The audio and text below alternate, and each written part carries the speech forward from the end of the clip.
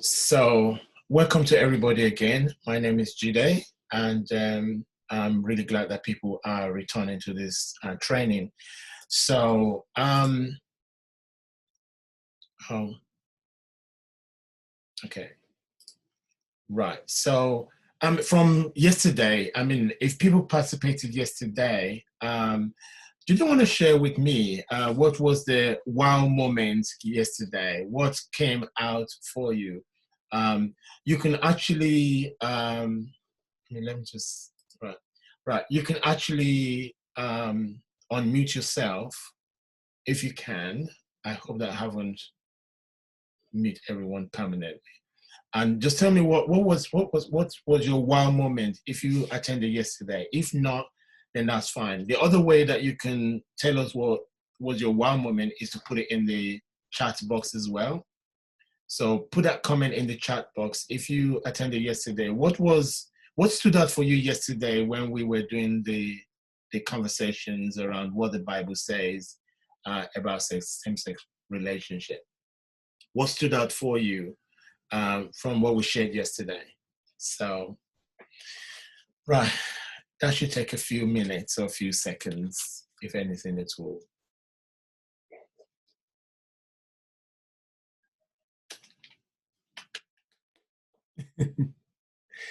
Okay, I'm not seeing any comments and I'm not hearing any voices. So,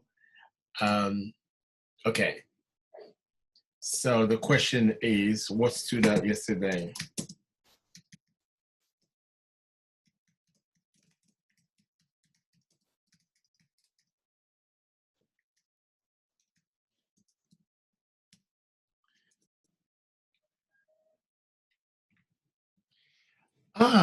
Actually, that's very good. That's very good. That's absolutely good one. Yeah, yeah, yeah. What stood out? Someone said what stood out yesterday is the mention of race. No mention of race in the Bible. You understand me? There are many images that even artists today are beginning to present in, I won't say provocative, but it is just drawing attention to the fact that the race of God, the race of Jesus Christ, is absolutely irrelevant when it comes to our humanity. That is why the whole question about Black Lives Matter is an important one as well. Also the injustices of slavery also is an important part of our conversation today. You understand me? If we were to agree to some extent that maybe the colonialists and even part of the missionaries were part of the slave trade, meaning that they own people. It's not to say that, in Black nations, there were no slaves within those Black nations. There were slaves within those Black nations, but is it right for another human being to own another human being? Okay. Of course, the example about Cain's wife, you see, the thing with Bible study as a young person or for children is that, the Bible study for children is really more centered around the stories. So, and they're often about the beautiful stories. If you've ever had your own Bible for children, a lot of the difficult stories and passages of the Bible are not in that particular version. So the children's Bible is censored, and often they're more of a storytelling, for many of them. So the story about Cain's wife was never elaborated during Bible study class for children. So that is definitely an area that is worth looking into when we're studying as well. So okay. So if there's nothing else, then we're going to kick off for today. So today, we're looking at same-sex relationship in the Bible. So we're going to start with Ruth and Naomi. And I hope that you have your Bible with you, or at least you have access to your Bible. And also, we're going to be looking at Jesus, the Bible tells us that Jesus affirms a gay couple, and I will explain that. And of course, today we will look at, the indicate indication that some are born gay. Some are born gay. We will look at all of that, today. Okay, right. So now let's step in. What do people know about Ruth and Naomi? What do people know about Ruth and Naomi? If people were to talk about Ruth and Naomi as part of Bible stories, what have been said to you? You can use the comment box again to drop me in notes. What has been the most popular things that have been said about Ruth and Naomi? Okay. I don't want to talk to myself alone, but I really want a kind of interaction going on. A mother and daughter relationship.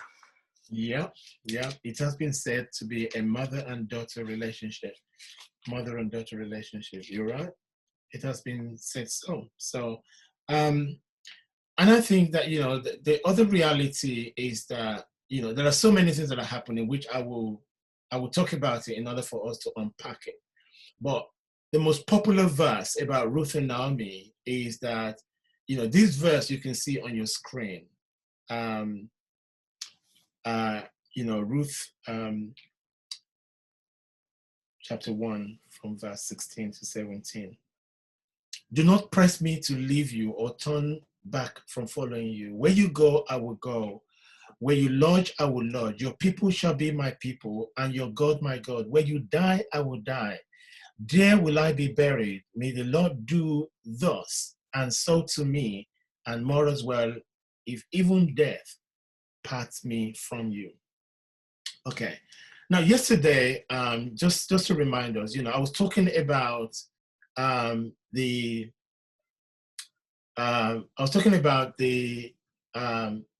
understanding of the Old Testament, the culture of the Old Testament, and the culture of the New Testament.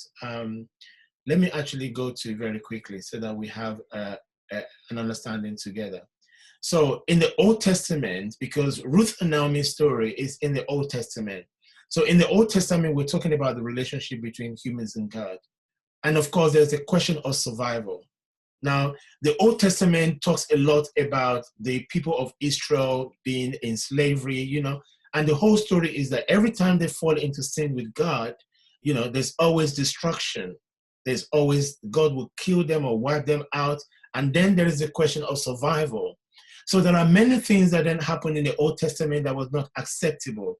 So I'll talk about some of them as we go on. Does anyone remember the story of Onan?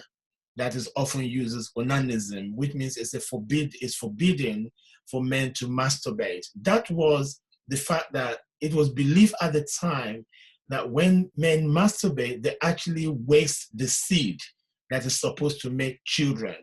Okay, so this is also part of the culture of the Old Testament. So they were living at a time which is a question of survival. So when we start to talk about Ruth and Naomi, you understand me? The second point on your screen, question of survival, community formation, governance, and creating a culture that's distinct practice or with distinct practice and style has God's chosen people. And the third one is very more important when we're talking about Ruth and Naomi. Creating rules for use of the natural world in a pre-scientific era, So, sorry, just bear with me. I think that people might just be trying to get hold of me without knowing what to do. Okay, it's got nothing to do with here, got nothing to do with what I'm doing right now. Right, okay, so, and I think that one of this is that, so if I go back to my notes about Ruth and Naomi. So Ruth and Naomi presents us with a challenge. These are two women who live in a time pre-scientific era. So let's explore. I also have the Bible text, Genesis chapter 2, verse 24. Yesterday, I touched very briefly on this in terms of the disparity between the first Genesis chapter 1, verse 27, and Genesis chapter 2, 24. But I think that 24 presents us with an additional problem, because in 24 it says that, verse 24, 2:24, it says, therefore a man leaves his father and his mother and clings to his wife, and they become one flesh. And the man and his wife were both naked and were not ashamed. There is something that is very wrong theologically with that verse, because we're not talking about Adam and Eve after they met each other. Okay, we don't have a backstory that they had parents, except unless that this reference is referring to God as their parents. Okay, but that is not the case. It is there. So sometimes there are things in scripture that are misplaced. I personally believe that this is misplaced in that section, and sometimes it appears as if that it is intended to give a heteronormative ideal, to relationship. So because they've left their mother and fathers, so they also need to form a binary relationship of male and female. And that is not conclusive in itself. So now we're now coming to Ruth and Naomi, who obviously completely changed this. And let me move forward so I can explain. So the first thing is that there's a background to the story of Ruth and Naomi. Something has happened. Naomi had lost her husband, and Ruth and Orpah, who were daughter-in-laws of Naomi, were married to, of course, to her sons. So the two men died, right? So it means that, okay, the reality with Old Testament is that women are often subjugated to second-class citizens, and that is where some of the painful realities, are often found. And I think that, the challenge that people are facing is that once you are married, you are considered not suitable if you're divorced. These are things that are very taken seriously back in the Old Testament days. So we have people that are in marriage relationship, but if they either divorce or their husband die, they will be totally excommunicated from the community. But what happened with Ruth and Naomi is that they planned to stay together. Okay, I think on the offset, just like my friend said earlier on, that they're often seen as mother and daughter. But I'll tell you a little bit more about them, because it's actually beyond mother and daughter relationship. And this is where we need to turn to our Bible to look at some of the impact of their relationship. So first of all, when the relationships fell apart, their husband died. So Ruth then made the vow that where you go, I will go, your people will be my people, and so on. But Orpah decided, no, I'm going to find my own way in line. So she left. So these two women stayed together. But I think that there's been a deception and denial of the relationship. So they want us to focus on the mother-daughter relationship. Now, whilst that is not impossible, there's also something more important about the relationship of these two women. Number one is that they are strong women in their own capacity under the rubrics of patriarchy, okay? Because remember that women are subjugated. First, they are properties of their husbands, properties of their father, and then secondly, the properties of their husband, so that nobody else will have them. But this relationship changed. And this is where I want to take us to Ruth chapter 3. Ruth chapter 3. And I'm going to actually start reading from the very beginning of that chapter. And I think I'll read probably most of it, and then we see how it goes. Right. So verse 1 says, Naomi, her mother-in-law, said to her, my daughter, I need to seek some security for you, so that it may be well with you. Now here is our kinsman Boaz, with whose young women you have been walking. See, he is winnowing barley tonight at the threshing floor. Now wash and anoint yourself and put on your best clothes and go down to the threshing floor. But do not make yourself known to the man until he has finished eating and drinking. When he lies down, Observe the place where he lies, and then go and uncover his feet and lie down, and he will tell you what to do. She said to her, all that you tell me, I will do.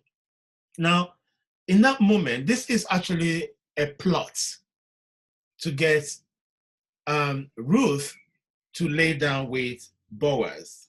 Okay? I mean, the idea got sticking. So, verse 6.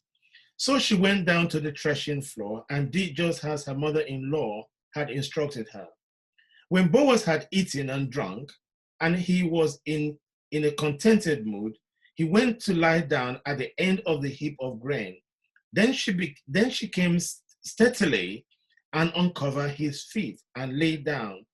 At midnight, the man was startled and turned over, and there, lying at his feet, was a woman. He said, who are you? And she answered, I am Ruth, your servant. Spread your cloak over your servant, for you are the next of kin. He said, may you be blessed by the Lord, my daughter. This last instance of your loyalty is better than the first. You have not gone after young men, whether poor or rich. And now, my daughter, do not be afraid. I will do for you all that you ask. For all the assembly of my people know that you are a worthy woman. Right? Now, make a note of that. All the people, all the assembly of my people know that you're a worthy woman. So this tells us about the character of Ruth. Okay? But now, the Bible says, verse 12, but now, though it is true that I am a near kinsman, there is another kinsman more closely related than I. Remain this night, and in the morning, if he will act as next of kin for you, good, let him do it. If he is not willing to act as next of kin for you, then as the Lord lives, I will act as next of kin for you. Lie down until the morning. Verse 14. So she lay at his feet until morning, but got up before one person could recognize another. For he said, it must not be known that the woman came to the threshing floor. Then he said, bring the cloak you are wearing and hold it out. So she held it, and he measured out 6 measures of barley and put it on her back. Then he went into the city. She came to her mother-in-law, who said, how did things go with you, my daughter? Then she told her all that the man had done for her, saying, he gave me these 6 measures of barley, for he said, do not go back to your mother-in-law empty-handed. She replied, wait, my daughter, until you learn how the matter turns out, for the man will not rest, but we will settle the matter today. Now, you can see immediately that the first thing that happened in this occasion was a plan to get Boaz interested in Ruth. And that plan was done, under the shadow of darkness. So there is a greater understanding that we need to understand here, that there are many people that think that, okay, this is a plan, to get Ruth pregnant, but what is in it for Boaz? We're going to find out more. But I think there's a cunning plan here for us to understand that there is so much that is going on in this time, for Ruth and Naomi. There are 2 women who have decided to stay together. Okay, so before I go any further, any thoughts so far? Any thoughts so far? Okay, none. Right. So there is something that's very important here. One is that there is a plan, you understand me, to actually get Boaz interested in Ruth. There is a plan. So this is why I said that the pre-scientific era is an important part of this story.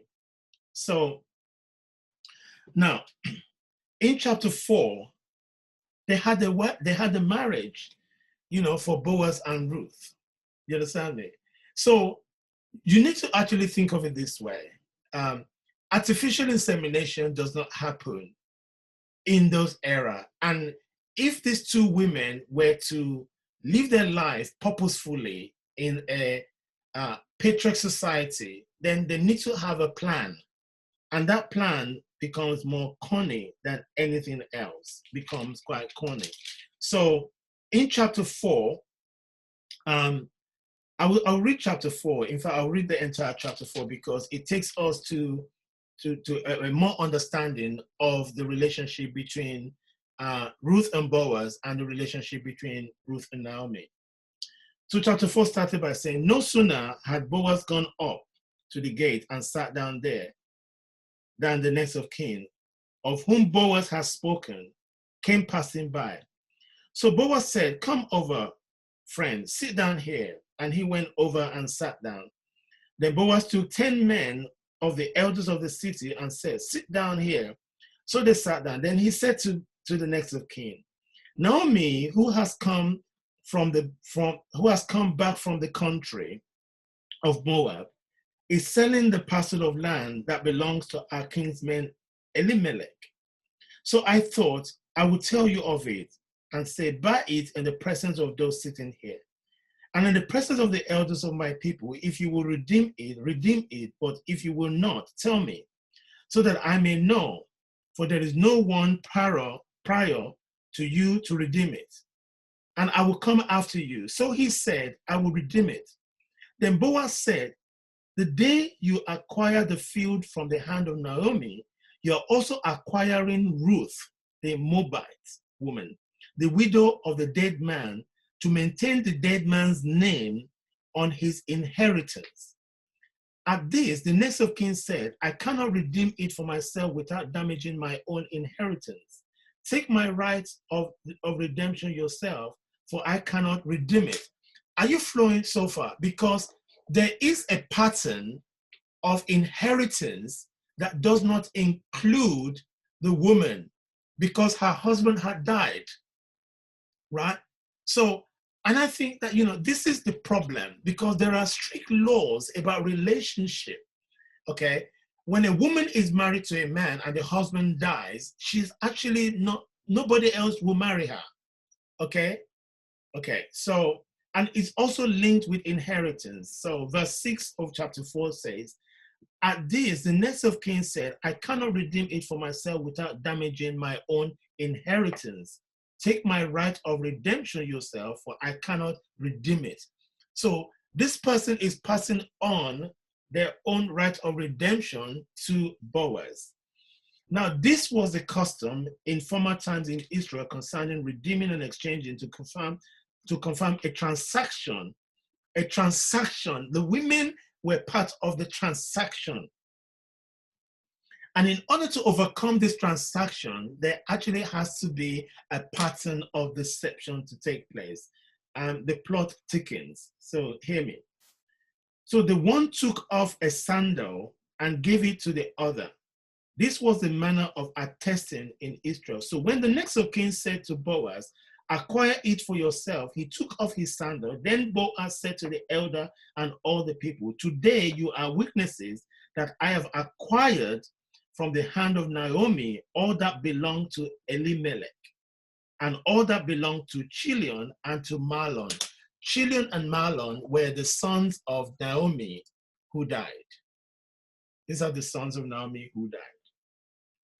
I have also acquired Ruth, the Moabite. I mean, look at the language they've acquired. I mean, who acquires another human being in these days, right? I've acquired Ruth, the Moabite, the wife of Mahlon, to be my wife, to maintain the dead man's name on his inheritance in order that the name of the dead may not be cut off from his kindred and from the gates of his native place. Today you are witnesses. Then all the people who were at the gate along with the elders said, we are witnesses. May the Lord make the woman who is coming into your house like Rachel and Leah, who together built up the house of Israel. May you produce children in Ephratah and bestow a name in Bethlehem. And through the children that the Lord will give you by this young woman, may your house be like the house of Perez, whom Tamar bore to Judah. Okay, now This is a level of cover-up that is going on here. Right. So before I go to the rest of the chapter, from verse 13 onwards, you will see how things began to change. Okay, things start to change. Right. So now on your screen is a note by a theologian, Selena M. Duncan, and she wrote, Ruth committed herself to a relationship with another woman, a deep bond that went far beyond sexuality, gender, and ethnicity. One that sought the physical, the spiritual, all the things attracting one person to another. What Ruth saw in Naomi was the elder woman's goodness, compassion, and kindness. But it was a bond of love between women that could only exist under the rubric of patriarchal marriage and family. And let me explain. So, Ruth chapter 4, verse 13, to 17, explains a little bit more. So Boaz took Ruth and she became his wife. When they came together, the Lord made her conceive and she bore a son. Then the woman said to Naomi, Blessed be the Lord, who has not left you this day without a next of kin, and may his name be renowned in Israel. He shall be to you a restorer of life and a nourisher of your old age. For your daughter-in-law who loves you, did you hear that word? The daughter-in-law who loves you, who is more to you than 7 sons, has bore him. Then Naomi took the child and laid him in her bosom and became his nurse. The women of the neighborhood gave him a name, saying, A son has been born to Naomi. They named him Obed. He became the father of Jesse and the father of David.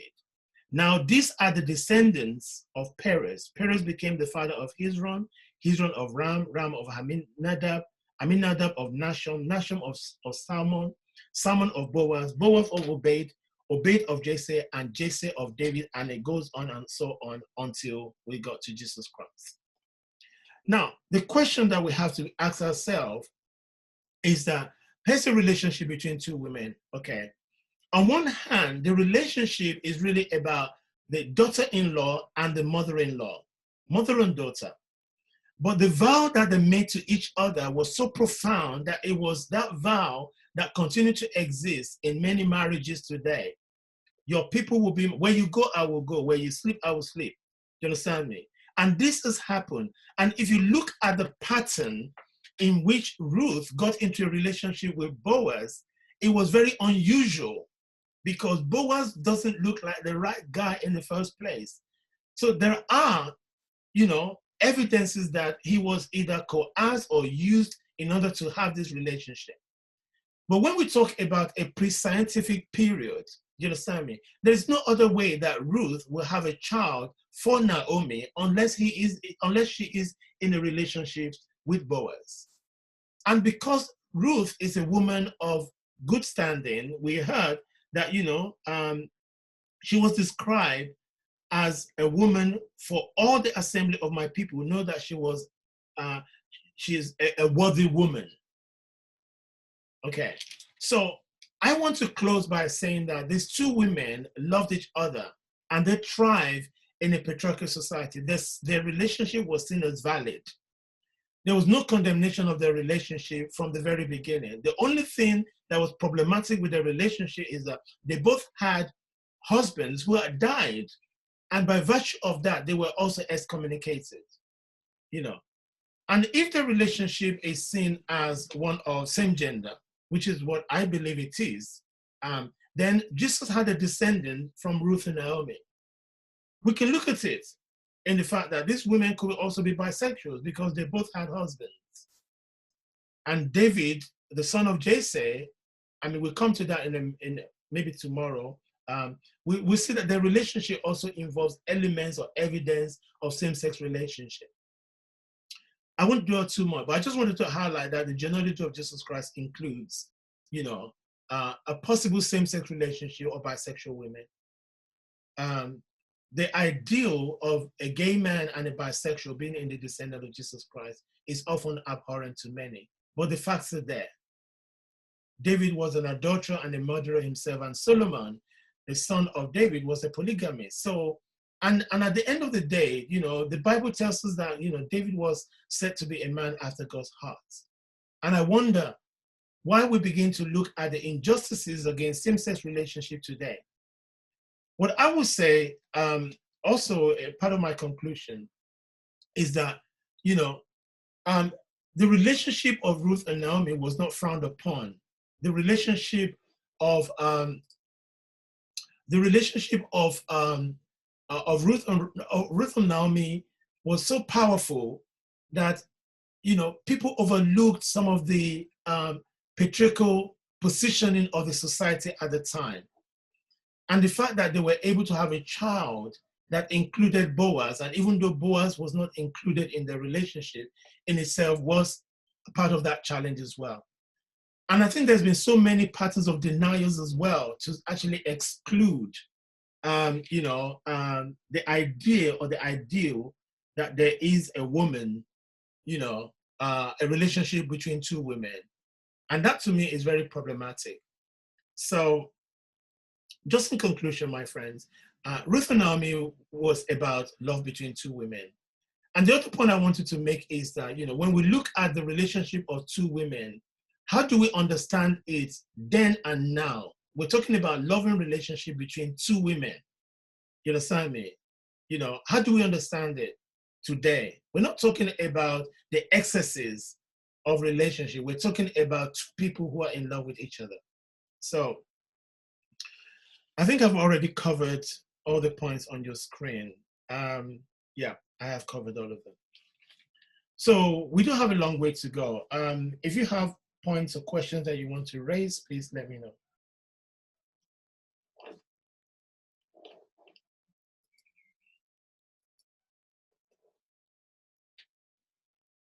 When did Ruth and Naomi's relationship start? Was it when Ruth was married or after?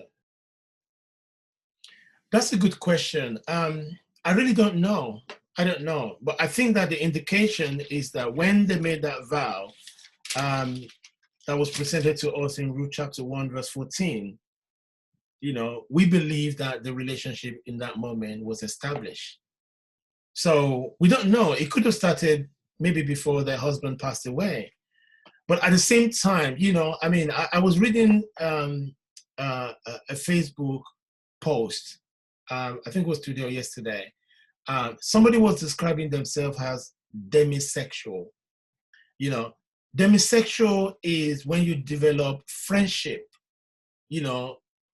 passionate relationship with somebody before you were able to establish a sexual or emotional or intimate relationship with that person. We don't know. We don't know in the course of time where the relationship became intimate. But what I can tell you is that if you look at the ingredients of same-sex relationship, it's actually present in the relationship of Ruth and Naomi. And it's actually more explicit in their vows to one another. And even though it is important to say that this is not enough, I think that it is acceptable for same-sex relationship. Let me use this moment for women, or even for men as well, that would make these vows to one another in a consensual, loving same-sex relationship. And if we are also predetermined that in creation is not necessarily for male and female, you understand me? This is also part of that story that actually changes the discourse or the narratives. Do not press me to leave you or turn back from following you. Where you go, I will go. Where you lodge, I will lodge. Your people shall be my people, and your God, my God. Where you die, I will die. There I will be buried. May the Lord do thus, and so to me, and more as well, if even death part me from you. So we have a long way to go in order to understand same-sex relationship. So this is part of that narrative. And I hope it's understood. If not, please let me know. Okay. I'm going to move on swiftly in the interest of time. Jesus affirmed a gay couple.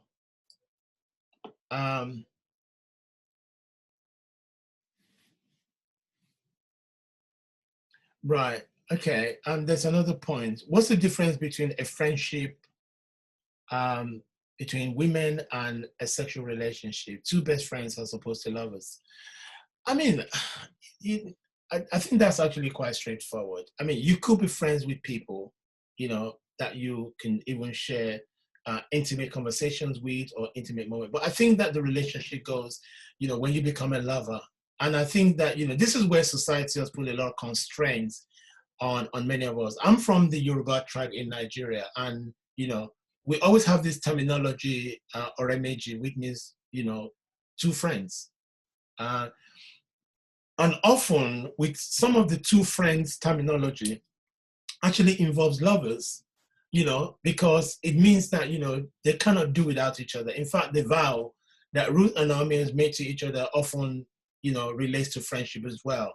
Where you go, I will go, you'll always be my people. And we've seen friends, in my culture in Nigeria that have, built the same house together with the same plan, bought the same cars, wear the same clothes.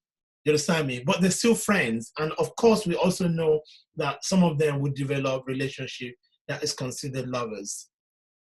Right.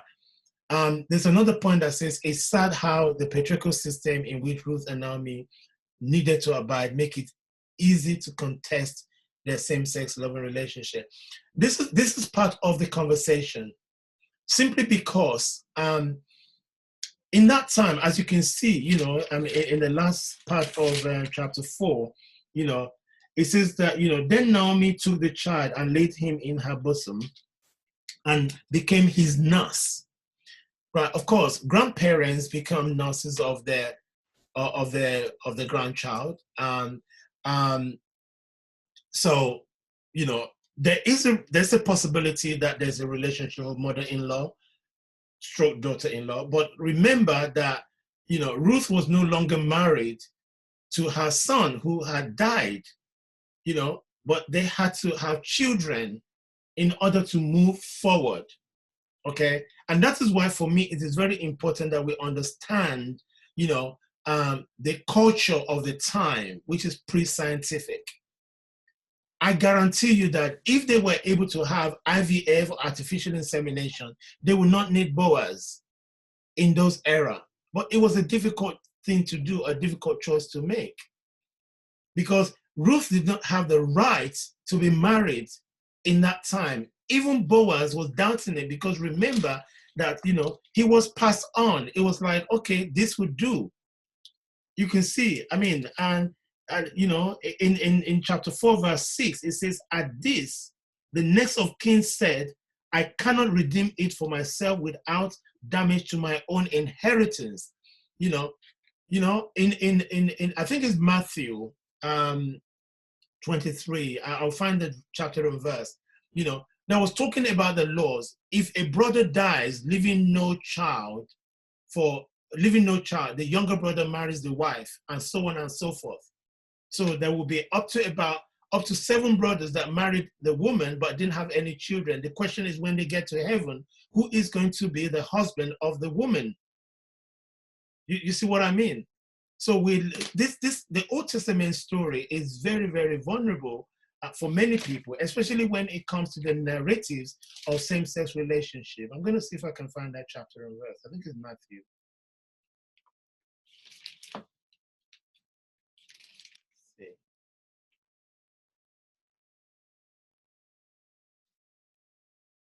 Yeah, Matthew 22 from verse 23. And, let me read it. It's just 10 verses. The same day, some Sadducees came to Jesus saying there is no resurrection, and they asked him a question saying, Teacher, Moses said, if a man dies childless, his brother shall marry the widow and raise up children for his brother. Now there are 7 brothers among us. The first married and died childless. leaving the widow to his brother. The second did the same, so also the third, down to the seventh. Last of all, the woman herself died. In the resurrection then, whose wife of the seven will she be? For all of them had married her. Jesus answered them, you are wrong, because you know neither the scriptures nor the power of God. For in the resurrection, they neither marry nor are given in marriage, but are like angels in heaven. And as for the resurrection of the dead, have you not read that what was said to you by God? I am the God of Abraham, the God of Isaac and of Jacob. He is God, not of the dead, but of the living. And when the crowd heard it, they were astounded at his teaching. So the relationship between two women or two men has actually got nothing to do with the kingdom of God nor resurrection. You understand me? So, and I think it's important for us to understand that in that context. So, but in the time that Ruth and Naomi lived, they had to find ways to keep their relationship and also to have children. Whether they're having that children on behalf of Naomi's sons, as Ruth's widow, is also part of the question. But we do know that they have established a relationship. Okay. Thank you so much for your points. Right. Okay. So, right. I think I moved on to that. So Jesus affirmed a gay couple, and I hope that we can cover this as well. I actually have to be at another meeting in about 15 minutes. So Jesus affirmed a gay couple. Matthew 8, 5-13. You know, in the original language, the importance of this story for gay, lesbian, and bisexual Christians is much clearer. And then the Greek word used in Matthew's account to refer to the servant of the centurion is pais. Pais, in the language of the time, pais had three possible meanings, depending upon the context in which it was used. It could mean son or boy, it could mean servant, or it could mean a particular type of servant, one who was his master's male lover. Now, you also need to put this in context. You know, when it comes to masters and slaves, why would you want to keep a slave that is sick? You can just discard them and get another one. Is that not the case? But this particular terminology or this particular slave has become very important to his master. So Matthew chapter 8, verse 5, Matthew 8, 5, let us read together if you're there, and just stay on this page so that you can see the text. Right. When Jesus entered Capernaum, a centurion came to him, appealing to him and saying, Lord, my servant is lying at home, paralyzed, in terrible distress. And he said to him, I will come and cure him. The centurion answered, Lord, I am not worthy to have you come under my roof, but only speak the word, and my servant will be healed. For I'm also a man under authority with soldiers under me, and I say to one, go, and he goes, and to another, come, and he comes. And to my slave, do this, and the slave does it. When Jesus heard him, he was amazed and said to those who followed him, truly I tell you, in no one in Israel have I found such faith. I tell you, many will come from the east and west and will eat with Abraham and Isaac and Jacob in the kingdom of heaven, while the heirs of the kingdom will be thrown into the outer darkness, where there will be weeping and gnashing of teeth. And to the centurion, Jesus said, go, let it be done for you according to your faith. And the servant was healed in that hour. You understand me? When this man asked for his servant to be healed, he's asking for his quote-unquote male lover to be healed. Jesus did not look down on him. In fact, Jesus used him as an example, you understand me, that there is no such faith that he has seen. Jesus was amazed and said to the follower, I truly tell you, in no one in Israel have I found such faith. So the request for his male lover was irrelevant, but his faith was more important to Jesus. And that is what Jesus was celebrating. I tell you, in no one in Israel have I found such faith. So that is why when I asked the question yesterday, do you agree that LGBT people you can be LGBT, you can be lesbian, gay, bisexual, and be religious? This is what we're talking about. We're talking about our faith, not necessarily our sexuality or who we're in love with. So I hope that is understood in that context. So, right, some facts to consider. In the daily mass, celebrated in Catholic, Anglican, and Orthodox churches, the congregations are required to say aloud, Lord, I'm not worthy to receive you, but only say the word and I shall be healed. You need to understand that this was spoken for the first time in the Bible by a gay man. The centurion said it first. And because Jesus Christ ascribed that saying, to the experience and the amazement of such a faith, it is important for us to make that connection, and also for the LGBT community as well. So the other point that I want to address today is Jesus said some are born gay. So back to the Bible, Matthew 19, 10 to 12. It's actually there on the screen. It says that, not everyone can accept this teaching, but only to those whom it is given. For there are eunuchs who have been so from birth, and there are eunuchs who have been made eunuchs by others. And there are eunuchs who have made themselves eunuchs for the sake of the kingdom of heaven. Right? Let anyone accept this who can. Let anyone accept this who can. Now, this obviously needs a bit of unpacking.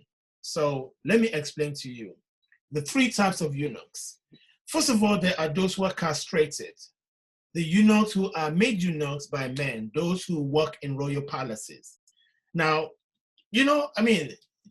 of course, young royals can easily mix with the servants and all the workers there, and have their own rendezvous, with them. But the reason that men who work in the palaces are castrated is because they don't want them impregnating the queen or the princesses. So there's a good reason for that, okay? But more often, of course, these are also considered gay men. Now, the second type of eunuchs are those who are voluntarily celibates. The eunuchs who made themselves eunuchs for the sake of the kingdom of heaven. We found that there are many people, Catholic priests and monks and friars, who have joined the seminary and are sworn to the life of celibacy. Okay? Right. Now, the third type is men who are not interested in sexual relationship with women. Those who were born that way from their mother's womb. So there are three types. There are three types of eunuchs, and one of them is clearly, assigned to gay men. And that is how it is understood in scriptures. And there are more evidence. If I don't come to them today, I certainly will come to them probably tomorrow when we come back together again. So, my friends, this is where I'm going to stop today, not necessarily in the interest of time, but this is where I want to stop. So tomorrow, I hope you'll be able to join me tomorrow. I'm just going to put, so this is the login in for tomorrow. I should have created a single login in for all of the days, but I failed to do so. That's on my own part, technically. So tomorrow, we're going to be talking about the early church welcoming a gay man. We're going to be talking about homoeroticism in the Bible, okay? We're going to talk about the relationship of Daniel and Ashpenaz, and also the relationship of David and Jonathan. So that is for tomorrow. So if you can take down this information, I will also encourage you, if you have not signed up on Eventbrite for the lecture tomorrow, I want to encourage you to please do so. And also, if you sign up on Eventbrite, it means that I can easily get the this information to you. And so also, if you would like to join the Bible study tonight, this evening, let me just see. If you'd like to join the Bible study this evening, please go ahead. No, that's actually for tomorrow. Right. So if you want to join the Bible study this evening, where we're looking at querying the Bible, right? This is the meeting ID folder. You can join it. I mean, just write it down and join us. So that is that one. I'll leave that on the screen for a little while. I was going to share a video, but I'm sorry, I'm really out of time, and I need to get into another meeting in about 5 minutes. But what I will do tomorrow is that I will include the video that I intend to share today in tomorrow's lecture, and hopefully we will not be in a rush. Right, okay. Somebody wanted to capture the three eunuchs. They came late, so we'll go over it tomorrow if we have time. Okay, so I look forward to seeing you again tomorrow, and I hope that this has been useful. If you have any questions, any thoughts, please come back to me, and we will definitely address that again tomorrow.